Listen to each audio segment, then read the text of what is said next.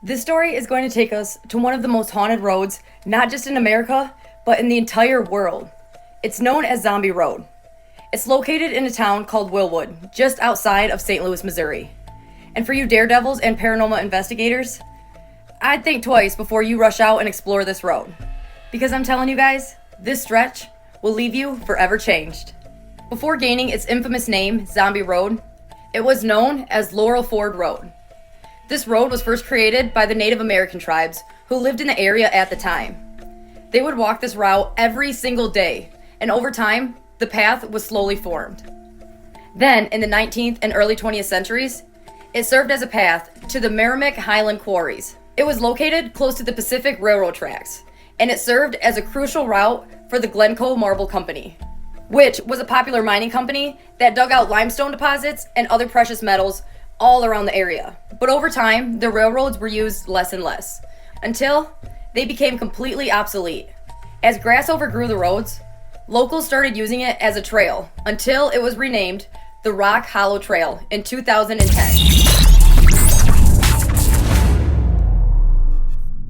As the trail gained popularity over the years, more and more people visited the area.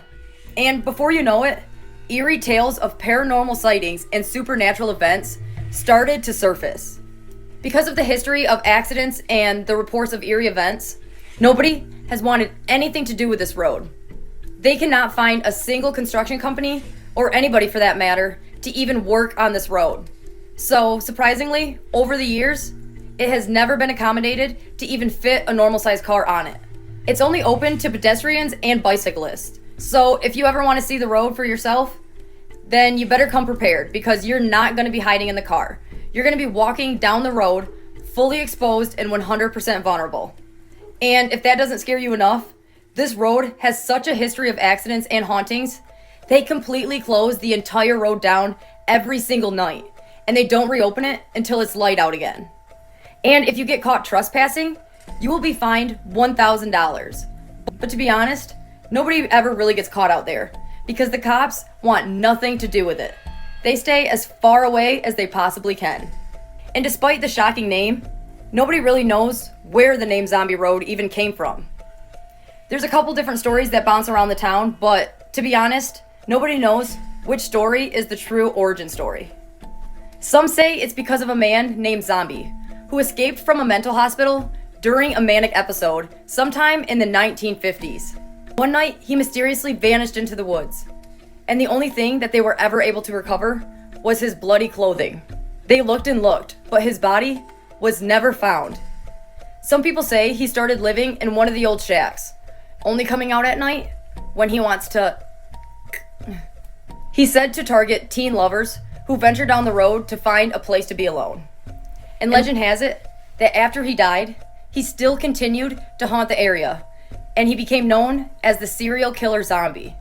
Some people have claimed that they have seen an entity while exploring the road, and they had no idea who it was at the time, but later they come to find out that the entity that they were seeing was that of Zombie.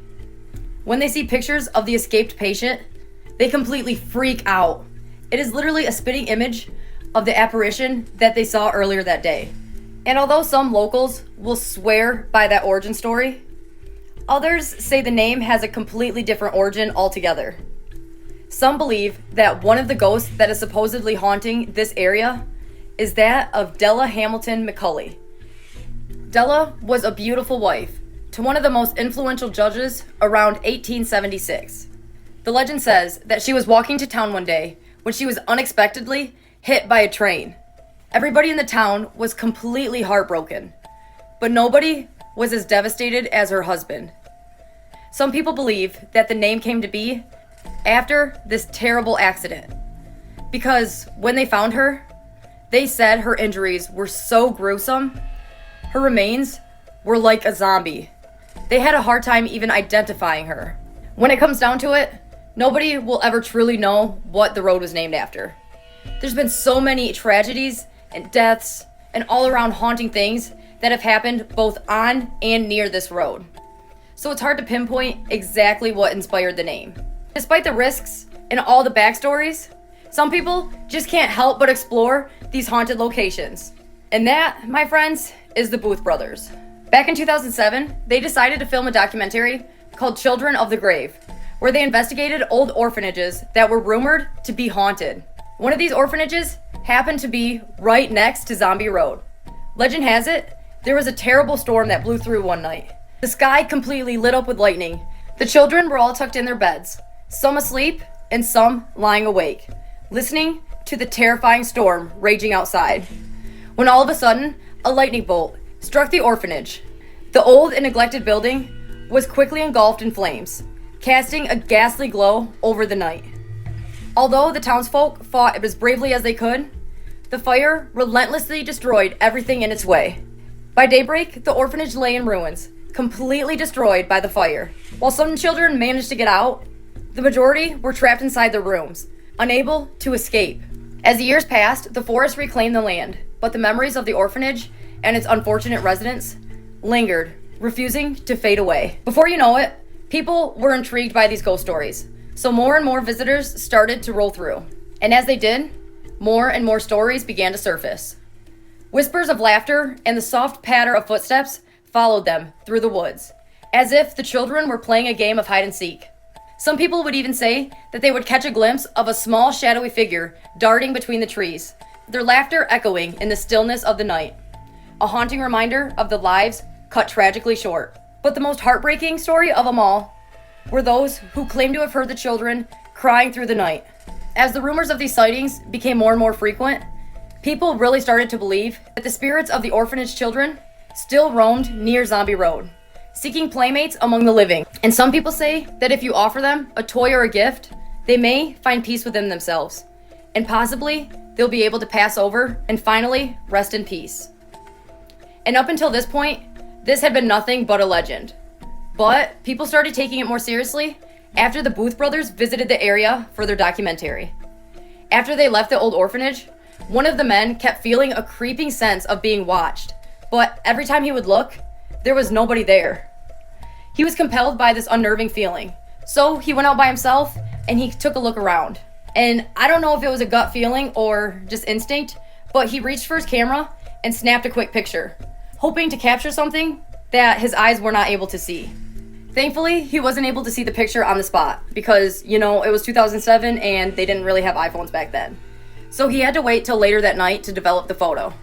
And when he did, his jaw literally dropped to the floor. This is the picture that he captured. And all of those ghostly figures that you see were nowhere to be seen. Like, he swears up and down that he did not see a single one of those souls when he took that picture. And he later asked all of his crew members if they had seen any of them, and they denied seeing a single one too. This whole ordeal shook him so much that he never finished the tour. He was done right then and there. He wanted nothing to do with playing around with ghosts anymore. And honestly, I don't really blame him, guys, because this picture is terrifying. And guys, I am just getting started. There's literally so many scary stories that happened on this road. Like, I could make a whole entire series about them. So if you guys like this video, and if you're interested in hearing more about this road, let me know in the comments below. And as always, thank you guys so much for watching. Make sure to like this video and share it with a friend. And most importantly, don't forget to follow my page. You guys have been really interactive lately and I really appreciate it. So keep the comments rolling, keep the engagement going, and I will see you guys on the next one.